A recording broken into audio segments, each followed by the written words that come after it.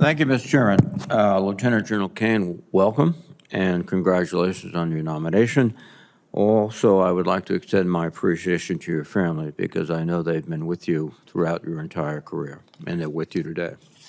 I also want to offer my deepest condolences to the families of the U.S. Army soldiers who tragically lost their lives in Lithuania during a mission last week. General Caine, you have been nominated to be Chairman of the Joint Chiefs of Staff. We must start by acknowledging the unusual conditions around your nomination. 6 weeks ago, President Trump abruptly dismissed General C.Q. Brown, who was not even halfway into his tenure as Chairman of the Joint Chiefs of Staff. Secretary of Defense Hegseth also dismissed several other senior officers, including Admiral Lisa Franchetti, the Chief of Naval Operations, General James Slife, the Air Force Vice Chief of Staff, and all three Judge Advocate Generals for the Army, Navy, and Air Force. To this day, no explanation has been given for the dismissal of these officers.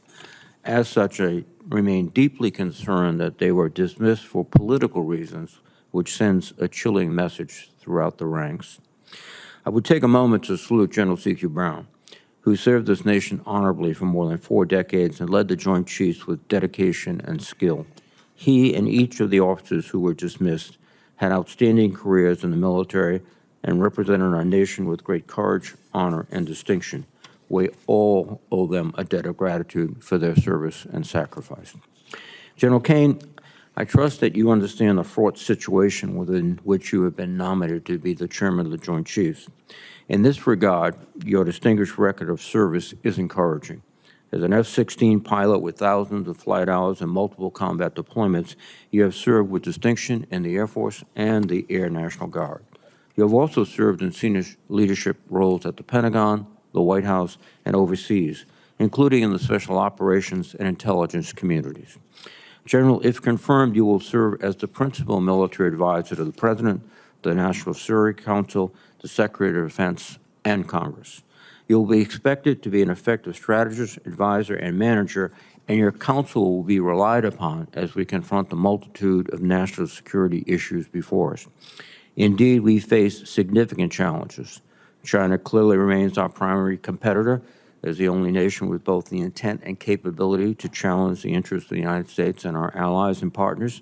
At the same time, Russia remains a violent, destabilizing force, and nations like Iran and North Korea continue to push the boundaries of military brinksmanship.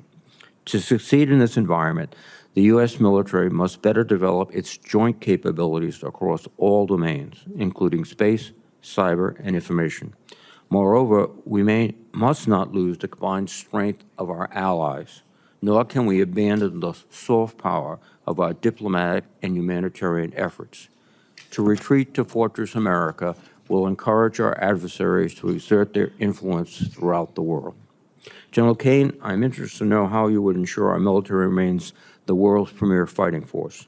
If confirmed, you will be responsible for identifying new joint capabilities and performing net assessments to ensure each of the services are procuring the right capabilities needed for the joint force. The chairman must review capabilities holistically across the total force, which can conflict with the priorities of individual services. The committee would be interested to learn how you plan to manage this dynamic. In addition, the National Defense Strategy, the National Military Strategy, and the annual Chairman's Risk Assessment are vital documents this committee relies upon to perform its oversight functions. As the administration begins its work to review and revise these documents, General Caine, I would like your assessment of the current strategy and whether you would recommend any changes to these documents. Finally, the Joint Force is fundamentally about people.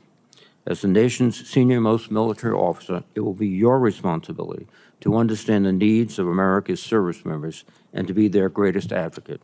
If confirmed, you will be the most visible military officer in the nation.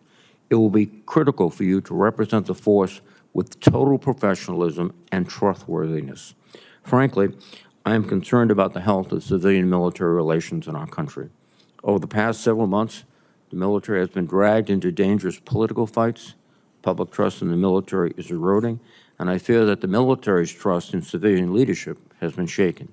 Civilian control of the military is a sacred duty that must be carried out responsibly and not exploit it. General, I'd like to know how you will work to help improve civil-military relations and demonstrate this ethos yourself every day. Above all else, I expect you to pledge to always provide your best military advice to the President and the Secretary of Defense, even if that advice is not what they want to hear. The safety of our service members and the American people depends upon such candor. General Caine, if confirmed, you will lead the joint force at a momentous time. I thank you, and I look forward to your testimony.